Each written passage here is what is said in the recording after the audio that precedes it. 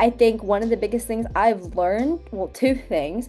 First, enjoy all the little moments, even the parts where you're struggling, because I've learned that some of the best things in life happen after you've struggled and after you've kind of like been in the pain cave and suffered over something, and learning to persevere and not to give up. The second thing that I wanted to say is it's very important to find different opportunities in windows to take advantage of opportunities for exploration and then also for adventure, whether it's something small like you're gonna go on a walk with your friend or it's something bigger. And so I would say the biggest lesson from that is say yes to anything if you're comfortable with it, of course, but learning to approach things even if they make you scared because you've never done it before. But even if you're bad at it, you're gonna have to be bad at it before you're good at it. You're going to have to be bad at it before you can be good at it. That's what today's guest, high school senior, entrepreneur, and author Emmy Williams says.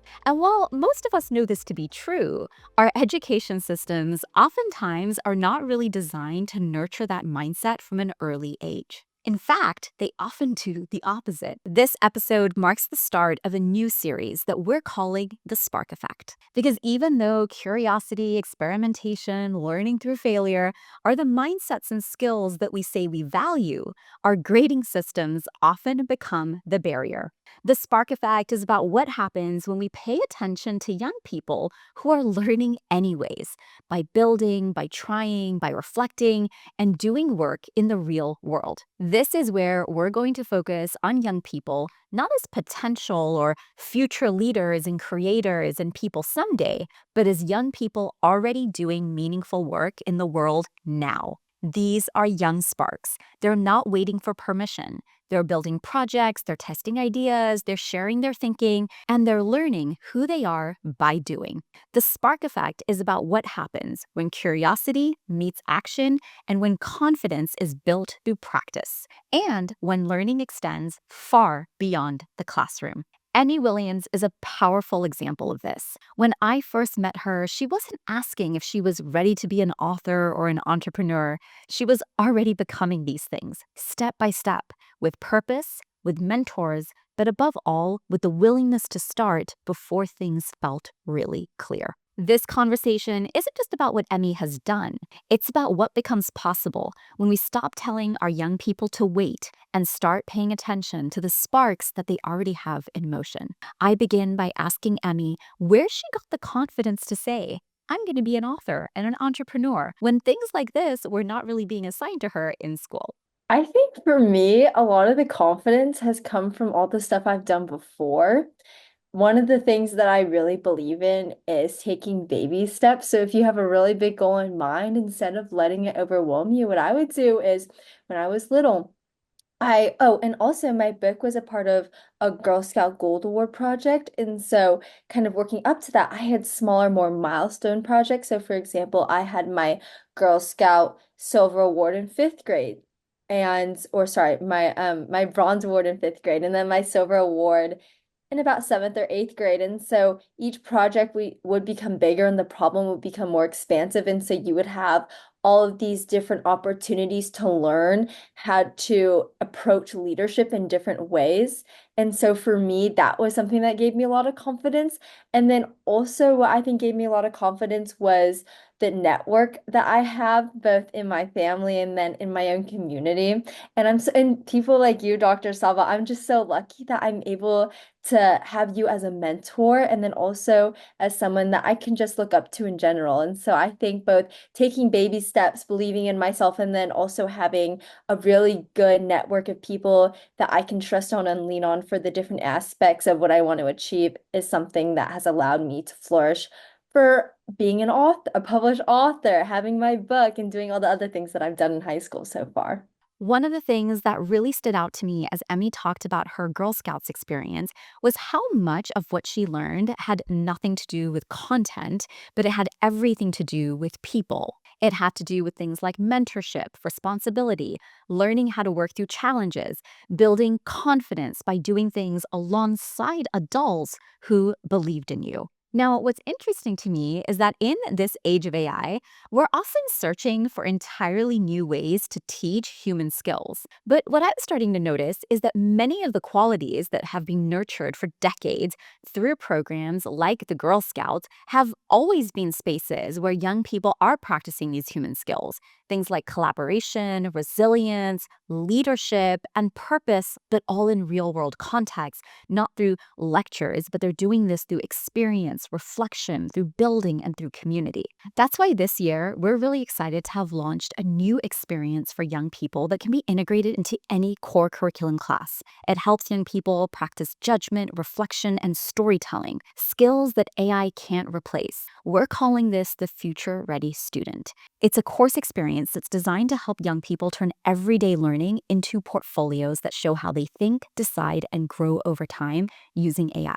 And if you're curious what this could look like in your context, I invite you to book a call with our team to explore how these experiences can support your learners. Every single report that comes out is echoing the importance of making this a core area of focus in 2026. And one of the things we're committed to is helping every student graduate AI ready in 2026. Now, according to the World Economic Forum's New Economy Skills Unlocking the Human Advantage report, tasks that are tied to empathy, creativity, leadership, and curiosity have just a 13% potential for AI transformation because they actually depend on human judgment, context, and lived experience. So, what does that tell us? It tells us that the very skills we're worried about losing in an AI driven world are the ones that are least likely to be automated. The problem, however, is these are often the skills that sit outside of our content areas, our grading systems, and oftentimes outside of formal school altogether. Any story is a reminder that mentorship rich environments that are experiential don't just prepare our young people for the future of work,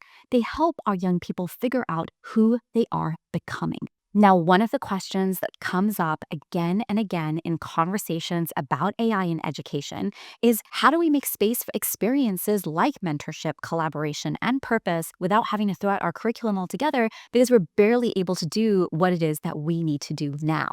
And this is where I think AI can be used really well as a teammate. You see, instead of asking these tools to replace the work or replace us, we can ask them to help us reframe the work. So let's use the Spark prompting framework to see how we can do this. Now, if you are not familiar with Spark, it's a human-centered framework that I created designed to prompt the human before the machine, to help us be more ambitious about the problems we want to solve and the ideas we want to create by sharing a few areas: our situation, our problem, aspiration, and result. And then we let the AI tool do the last part. We call this Kismet, allowing it to bring some serendipity and inspiration. So let's do this together. Imagine your situation is that you're a core high school English class. You're in the middle of a required unit, say something on like argumentative writing or literary analysis. Now, the problem will feel familiar. You want students to build skills like confidence, collaboration, and authentic voice, the same qualities that are nurtured in organizations like the Girl Scouts. But you still need to teach content, standards, and assign grades. Your aspiration, however, is to be able to integrate real world, mentorship rich experiences into this learning unit you're creating, but you also don't have time to start from scratch. The result you're looking for is simple. How can this existing unit or lesson that you have become an experience where students get to practice human skills alongside academic ones that give your learners a human advantage? You can also upload in assets like the World Economic Forum report or any existing unit, slide decks, lesson plans, or anything you have. Next is where AI can help. Not by generating the assignment for you, but by helping you work alongside you as a teammate to redesign it.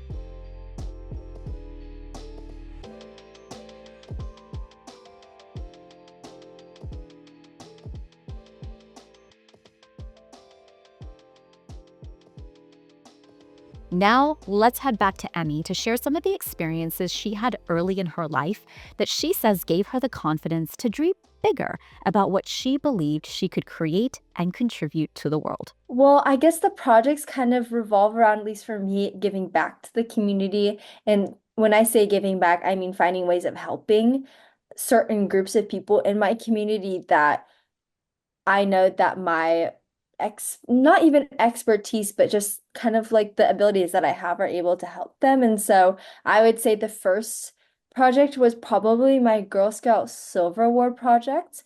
And I'm from the Bay Area, and there is an unhoused veterans organization called Stand Down on the Delta. I'm pretty sure. And what they do is they not necessarily recruit, but they find unhoused veterans from throughout the Bay Area. They bring them to a stand down event where they provide hygiene supplies, showers, food, healthcare, so dental care, um, orthopedic care. They even have a judge on a jury, which is really cool. So they can do all the legal work that they wouldn't normally have access to otherwise. And what I love about this program is I'm able to contribute in my own way. So what I do is I go around my neighborhood, I collect two things. I either collect old denim for the unhoused veterans to wear and because they have a clothing section. And the second thing that I collect is hygiene supplies. I organize those into kits and then I distribute those to the event that happens about every other year. And it's something that's been very fulfilling for me. And to answer your question, I think the reason why it inspired me so much to chase after and try to accomplish bigger projects is because I really like having the purpose of being able to give back. And whether it's really small, like helping at school, if I had to like pick up someone's plate and put it away for them, or something bigger like this project or my book, it's one of the purposes that I like to have. You know, we often talk about purpose as something that you find later in life, a career, a title, or a job. But if we're honest, students already have a job. Being a learner is work. And when you look at Seth Godin's research in the Song of Significance, it becomes clear what meaningful work actually looks like. After interviewing over 10,000 people across 90 countries, there were four things that showed up consistently when people described what they felt was the best job they ever had. They said they surprised themselves with what they could accomplish. They had the freedom to work independently. They were part of building something that mattered. And above all, they said they were treated with respect. Now, here's the question we don't ask often enough in our schools. What if those weren't outcomes that we waited to deliver later, but conditions that we designed for now? Because when we kind of look at the world that our students are entering, we're seeing more and more conversations about how entry-level roles are shrinking, how automation is accelerating, and how the expectations for real work are rising earlier than ever before. Raising the bar doesn't mean that we're making school harder. It means we're making it more meaningful. It means treating learning like real work, getting more into projects and experiential learning, where students are trusted with responsibility, given room to experiment, encouraged to surprise themselves, and invited to contribute something that truly matters. This is what it looks like when a high school classroom becomes a place to practice significance. When writing isn't just an assignment you have to do, but a way to claim and learn your voice. When projects aren't just tasks, but contributions. When young people aren't just preparing for work someday, but learning what meaningful work actually feels like right now. And that's exactly what Emmy did when she wrote her book. She didn't wait for permission to matter or create. She practiced it. And if we want our young people to be ready for a future where the floor is rising every day, this is what it means to raise the bar by designing learning that already feels like the best work of their lives. One of the works Emmy is most proud of is her first book. So I asked her to share with us what it's about and what inspired the topic. So my book is called The Art of Mindfulness, and the purpose of my book is for it to serve as an affordable and easily accessible teen mental health resource for adolescents throughout the Bay Area. And I'm hoping to expand to communities within California, within the United States, and even global communities. And so what the book encompasses and what it has inside are mindful art and mindfulness exercises for teens to practice in their everyday lives. And one of the main mottos of the book is mindfulness is not supposed to help you learn to feel good. It's supposed to help you learn how to feel. And so at least this is what, for me, what I recognize is um when I'm going through things in my daily life that bring me a lot of anxiety, like the pressures, social pressures, academic pressures, pressures to do well, sometimes all I have to do is take a moment to recenter myself and my emotions. And instead of focusing on this one thing that's aggravating my anxiety, something that's like a what if this happens, and it's probably not even going to happen, or it might not be true in this moment, what I do is one of the activities is called box breathing. So, I'll take a moment, I'll center myself, I'll close my eyes, I'll breathe in, I'll hold, I'll breathe out, I'll hold. And what that does is to help recenter my thoughts. Um, and also, it's a really nice way of practicing peace because I feel like that's something, it's a very practical skill to have in everyday life. Um, and this is also something that brings me a lot of purpose of finding ways of connecting with other people and not just connecting other teens just because I'm a teen that has anxiety too, but also we're all humans, kind of like what you said, Dr. Saba. And one thing that I'll say, one more thing about my book is everybody will experience an array of emotions, happiness, sadness, despair. And one of those really important skills to learn for navigating your life is how do I not let those emotions control me, but how do I also learn how to not suppress them? Because emotions are normal, and I think it's very important to learn how to feel them and how to work through them. Emmy shares the impact of pressures and expectations that young people today are faced with. And when we hear students say they're using AI because they're stressed or exhausted, it's easy to jump to conclusions that they're avoiding the work, that they lack resilience, that they can't handle discomfort. But the data tells us a much more nuanced story, and so do our young people. I ask Emmy to share a little bit about what her experience has been like. I think one thing that I noticed, at least in my generation, is um, at least from my perspective, I feel like as adolescents, there are a lot more pressures put upon us to do well. Um, I could be, I'm just going to speak for my parents, but for example, I remember my dad telling me how, for example, the college process was so different for him. He would open up a catalog with all the lists of the universities and colleges. He just picked one out of the book, and maybe he had to take a test, he had to write something and then send it in, and then that's all he had to do. But for us, there's so many more intricate processes that we have to go through. And a lot of the times our parents who, of course, it comes from love, and even from our teachers and our friends, it comes from a place of love, but they want us to do well. And so we have like this, sometimes this unrealistic expectation that we have to meet all of these milestones throughout our life, and it comes really quickly. And a lot of the times, obvious, I'm someone who's very fortunate to have resources to reach out to be able to learn how to navigate all these different complex situations that pop up as I get older, but not everyone has that. Um, and often, a lot of the times, whether it's due to financial situations, home situations, it becomes much more difficult to navigate a lot of these different pressures and expectations. And sometimes people will ignore it completely because, very understandably, it can be a lot easier than trying to navigate it on your own without the necessary tools to be able to do so. According to new research from Oxford University Press surveying 2,000 students ages 13 to 18 across the UK, nearly 8 in 10 students are already using AI tools for their schoolwork. And yet, fewer than half, just 47%, feel confident identifying whether AI generated information is accurate. Now, at the same time, 60% of students are worried that AI encourages copying rather than original work, and over half are concerned about bias and misinformation.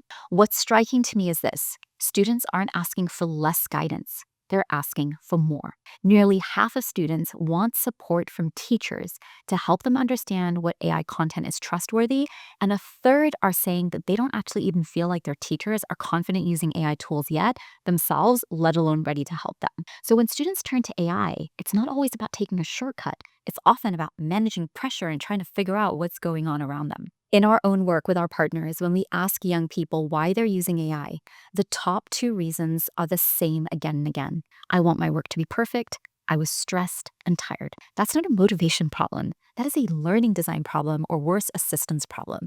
You see, we've built systems where the cost of being wrong feels so high, timelines are so compressed, and emotional regulation rarely taught alongside academic rigor. And then we're surprised when young people reach for the fastest relief available. The irony is that even with all these concerns, 9 in 10 students say AI has actually helped them develop a skill from problem solving to generating ideas to exam prep. Once again, they're figuring it out themselves. So the question isn't whether students should or shouldn't be using AI. The question is whether we are giving them the conditions to use it well, to learn how to use it with good judgment, confidence, and resilience. Because resilience isn't always just about pushing through exhaustion. It's about designing learning environments where effort feels meaningful, support is visible, and students don't have to choose between doing their best work and taking care of themselves. I asked Emmy to share where the stress and anxiety comes from that today's teens often feel. The way that I've seen it, at least as a student, in regards to people my age facing academic, athletic, um, parental pressure, is people use AI as a way to navigate specifically academic challenges. And I mean, it comes from a place of understanding how sometimes it's a lot easier to use AI to answer a problem or help us write an essay rather than doing it ourselves. Because a lot of the time, not all of the people that I know have access to tutors or academic resources at school to be able to help them reach those specific milestones and goals that they have for themselves or that the school might have for them. Because they know that they might be seen as a disappointment or a failure if they don't reach those. And so it comes from a place, at least from my perspective, a place of desperation in order to do so because they want to do well, but sometimes when people are put in desperate situations, it can cause them to do things that maybe aren't like morally correct, I guess, in that way. And so I would say that people are more at least my age, are using AI not to help them learn for their careers. They're more using it to help bridge um, the gaps in their learning in school. And I do know people who are very interested in learning AI. I did an AI program over the summer. I've had how to use it Tell us and about it. What did you do? Tell us about it. okay. I actually really liked it. It was hard. It was a lot of coding and learning how to use Python. And so what they teach you is the fundamentals of how AI works, from a coding perspective. And so you learn the basics of coding, and then they teach you how to generate your own AI, like how to develop it, and then how to teach it to answer certain prompts in a very specific way, which is really cool.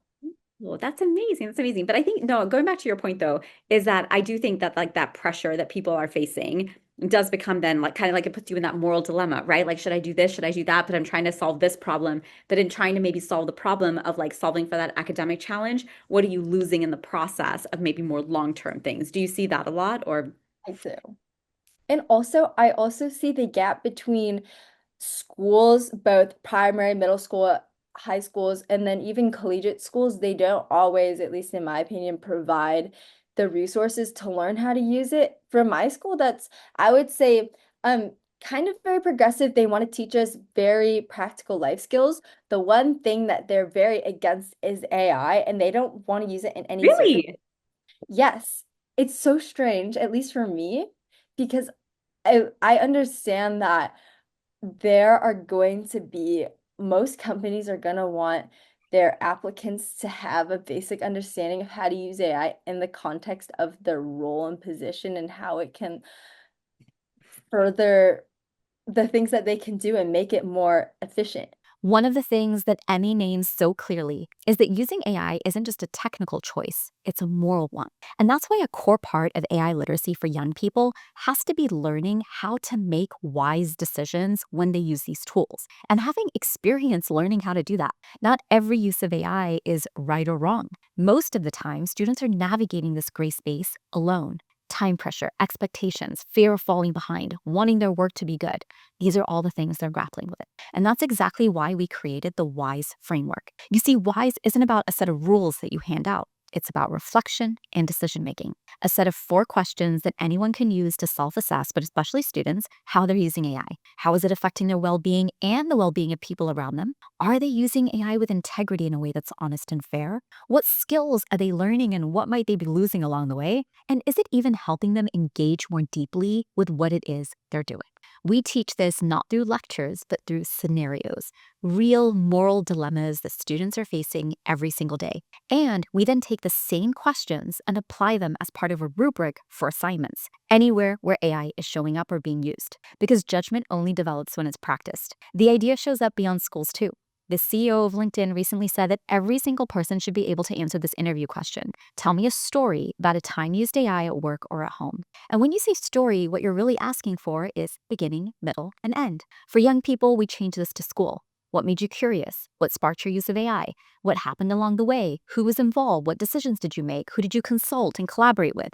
And above all, what was the impact of your work? What changed? What did you learn? That story is evidence of judgment. And this is where having a portfolio really matters. See, according to the World Economic Forum's New Economy Skills Unlocking the Human Advantage report, employers are calling for ways to prove skills in practice, not just list them. The report explicitly points to portfolios and real-world evidence as a way to make human skills visible, showing not just outcomes, but thinking, reflection, and decision-making over time. This is the human advantage our young people need to have. When they can show how they made decisions with AI, not just that they used it, they're no longer hiding. They're differentiating themselves from the crowd. And when schools give them the language, the structure, and space to practice this judgment, AI stops being a shortcut and instead becomes a mirror. When we talk about building the human advantage early, this is exactly what we mean. And that's why we created the Future Ready course experience for young people. It integrates into any class and helps them practice judgment, reflection, and storytelling, skills that we know AI cannot replace. This is a course experience that is designed to help young people turn everyday learning into portfolios that show how they think, decide, and grow over time. Now, if you're curious what this could look like in your context, I invite you to book a call with our team to explore how these experiences can be brought to your school. Now, one of the places Emmy shares her work in a portfolio is by using LinkedIn. This is how we first came to meet as I coached her through how to create and use the platform. So I asked Emmy to share a little bit about her experience on LinkedIn so far. At the very foundation of kind of like what I want LinkedIn to represent about me is I want them to show that I am also just a person trying to find like who I am in the world through exploration of like the different facets from both academics to all my extracurriculars and athletics. And I also want LinkedIn to show my personal growth over time, both internally, intellectually, spiritually, and then also showing the different, well, I guess besides skill sets, I would also just say the different ways that I'm able to communicate and connect with people. I think that's one of the most important, I would consider a soft skill communication. And Absolutely.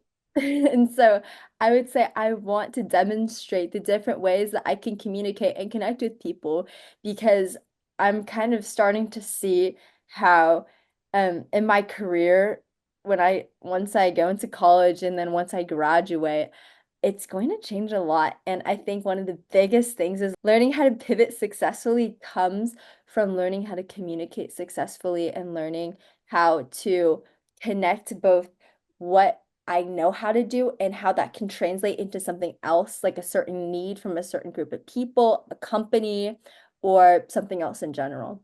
I guess about LinkedIn, the one thing that was both interesting and surprising was how easy it is to connect with other people and grow your audience on LinkedIn on that app. And also, I was so surprised by how many opportunities I got, like the different windows of opportunity I got just from putting myself out there. And I Like remember you what? told me this a year ago. I remember, so a lot of I'll get DMs from or nonprofit organizations, from youth group, not youth groups, but from different youth organizations. For example, I've had at least two, maybe three um female organizations that are it's a group of high school students and they reached out to me and they said that they were having a entrepreneurial spotlight, and they wanted female entrepreneurs to come and speak to aspiring female entrepreneurs and kind of how that was like to work up and scale my business and what it's like to navigate the entrepreneurial landscape. And so for me, I think the biggest lesson that I've learned from all these opportunities is it's so important to put yourself out there and finding different ways of framing your experiences. So, for example, one thing that I've learned is kind of in the beginning, as I'm gaining new experiences, I'll approach my posts with the lens of gratitude. And now that I'm getting older and I have those experiences, I'm starting to approach it from a an approach of I'm more of an expert in these specific fields and I'm going to offer my advice or my perspective of what I've learned and what I think can help other people reach certain goals if they're interested too. What I appreciate most about how Emmy talks about LinkedIn isn't the platform itself, it's the posture. She's not asking, who do I need to be right now? She's asking, who am I becoming? And honestly, isn't that what learning is supposed to be about? Growth over time, practicing iteration, trying, learning, failing, doing it again, and above all, making your thinking visible while it's still forming. You see, when students begin to build a personal brand or digital presence, there are so many silent skills developing beneath the surface that people will see: clarity, self awareness, judgment about what to share and what not to share, the ability to reflect, revise, and stand behind your ideas. These are not things that show up on a transcript because all of it shows up in who we are becoming, not just the end product. There's a long standing idea that being human means you're allowed, actually required, to revise yourself as you learn more, to reinvent yourself along the way, to update your thinking, to let experience reshape your identity. That's not instability. That's growth. And when young people are given permission to show that evolution publicly, to say, this is what I thought then and this is what I think now, they're not just preparing for a career. They are practicing what it means to be human in a world that keeps changing, not locked into a single version of themselves, but adaptable and fluent in becoming. I ask Emmy to share advice on how young people her age can get started when this likely will be a school assignment for many. I would say go to Dr. Saba. The reason why my LinkedIn is where it is right now is because you have provided the structure of how to set it up and how to frame kind of like my first, my second, my third posts. And so I think take baby steps. If someone's really overwhelmed with starting their own LinkedIn because it was very extensive, I would say it's kind of like filling out your Common App application for college. Um, Create the account, fill in your name. If you have a LinkedIn profile that you want to use, you can put it in. And then also, I would also say it's very important to fill out the about section and to also understand kind of who you are as a person. So coming up with like I can't remember what we did, but We it did was the some spark type. I actually think this is such an important part to share because I feel like, people like you and like there's many students out there, they have a lot of accomplishments. And I remember when I first met you, it was like all these accomplishments. And it's like, okay, but who's Emmy though, right? Like, what's that story that you want to tell about yourself? And we did the spark type. So I would love to hear you kind of maybe reflect a little bit on the spark type and just like how you got to telling your story because it sounds really beautiful now when I read your page. Oh, thank you. So at least what helped me is if you're someone who has a lot of an extensive list of activities that you've completed and you have a lot of accomplishments, I would look at each one and say, what was my role in this specific position? Maybe you were a public speaker, maybe you contributed, maybe you were a volunteer. And so what I like to do is I would write out like a bunch of different descriptive like I would write out a bunch of adjectives for each one, and then I would look at them and I would say, what is the connection between all of them? Am I someone who likes to give back to the community? Am I a self-starter? Et cetera, et cetera. And so after doing that, um, I would kind of maybe group them into 2 to 3 different roles, like major roles and identities. That is like an umbrella term for all the sub roles. And so that's what I did for my about page. I'm an athlete, entrepreneur, published author, public speaker. And after that, I kind of talked about kind of like my purpose for each one, just a very short synopsis. It doesn't have to be very long. And so if you have maybe one or two or even three things that you think really emphasize kind of who you are and how you approach life and different problems, um you can reference that and then quickly talk about something like I'm an published author of The Art of Mindfulness because I want to connect teens to easily accessible and free resources for mental health.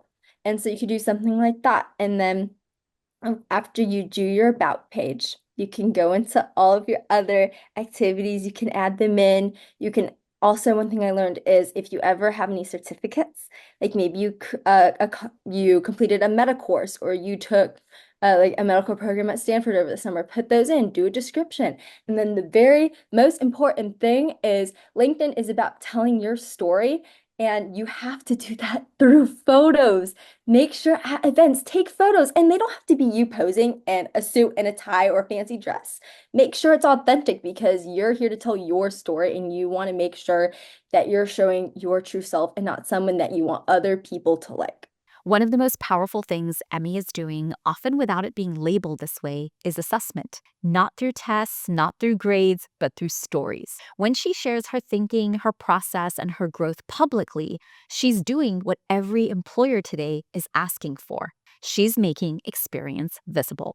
There's a reason so many employers use what we call the STAR method in interviews and resumes. STAR stands for situation, task, action, result. They're not just looking for what you know, they're looking for how you navigated challenges and opportunities. What problems did you face? What did you decide to do? What happened because of it? And most importantly, what did you learn that you're going to bring to our organization? Now, what's interesting is when students document their work this way through writing, visuals, and reflections, it becomes the ultimate form of assessment. It shows judgment, growth, decision making over time.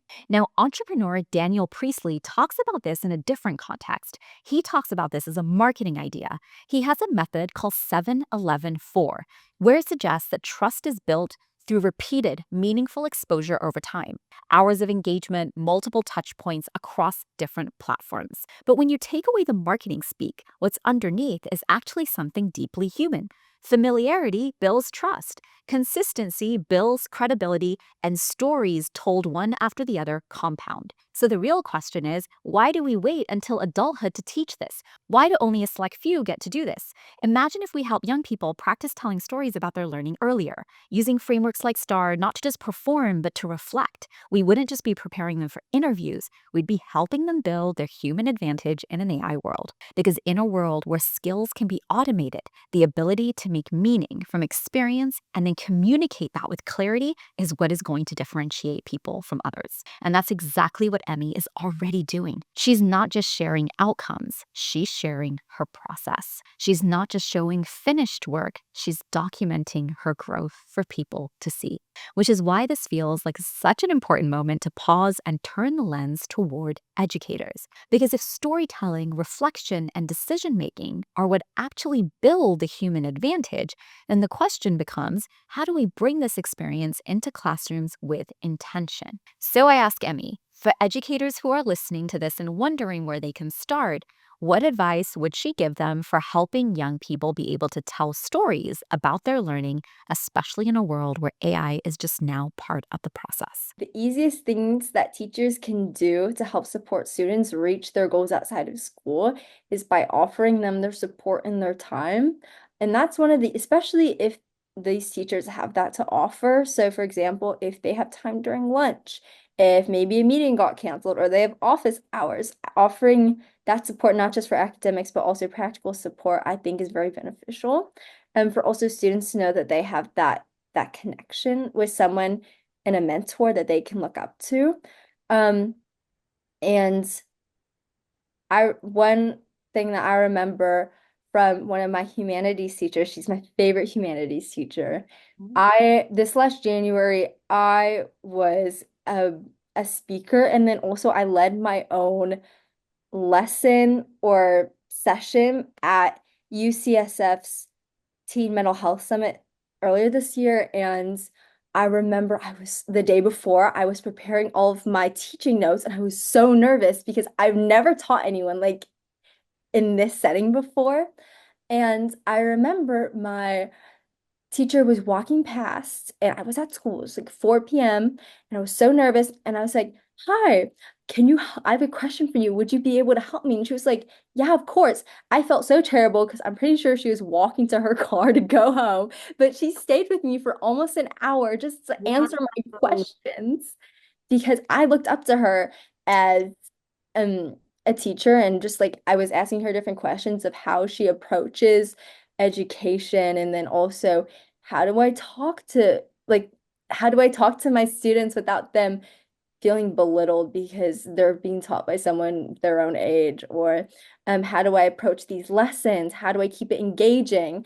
And so I remember she offered her time, she offered her wisdom, and she was so supportive and happy about it. And so I think that connection also just makes students like myself feel like they can do big things at a young age. In the end, so much of this comes back to that one teacher, the one who saw you before you saw yourself, the one who made you believe you could do hard things, the one who didn't just deliver content, but showed up as a mentor. You see, that's something that AI cannot replace. But that only happens if we choose to design learning experiences that make room for this. What programs like Girl Scouts remind us is that confidence doesn't come from being told you're capable.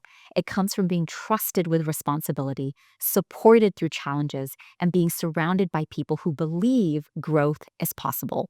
And that, my friends, is the work we must do in 2026. Not just teaching skills, but creating the conditions where human skills can develop. And this is exactly why we spent so much time rethinking assessment portfolios and what it means to be future ready. Because if students are going to grow judgment, resilience, and purpose in the age of AI, we cannot measure learning the same way we always have.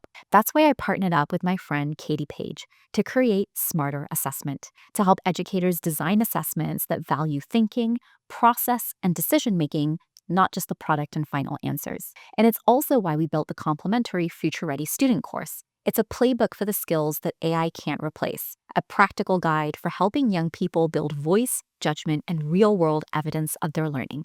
These are not just fancy add ons, they're infrastructure. And if you're listening to this and thinking, I want to do this in my organization, I want to do this in my school, in my classroom, but I'm not sure where to start, I invite you to book a call with me so we can explore what this looks like in your context, with your learners, and with the challenges and realities that you are navigating. The future is no longer just something that we prepare students for.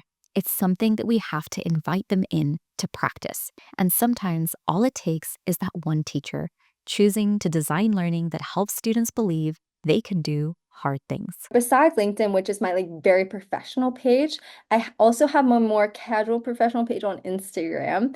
It's it's emmy.lynn.williams, so you can connect with me there. It's public. And then I also, for my business, which is called Oliver Pet Boutique, if you ever want to check out any of the products, it's oliverpetboutique.com. I hope you enjoyed this episode, and I hope you will give Emmy a follow and support her in her journey. Till then, we'll see you all in our next episode.